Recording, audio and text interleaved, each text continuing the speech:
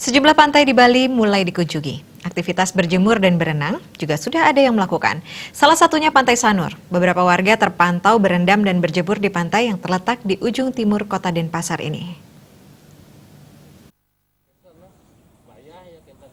Juru bicara gugus tugas percepatan penanganan COVID-19 Kota Denpasar, Idewa Gederai mengatakan hingga kini Pemkot belum berencana membuka objek wisata. Gugus tugas tambahnya terus melakukan pemantauan objek wisata terkait kunjungan wisatawan atau masyarakat yang sejauh ini masih ditutup.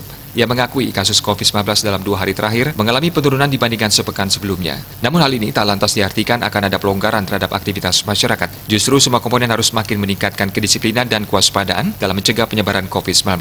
Menurutnya peningkatan kedisiplinan sangat perlu mengingat tingkat penularan COVID-19 di Kota Denpasar masih cukup tinggi.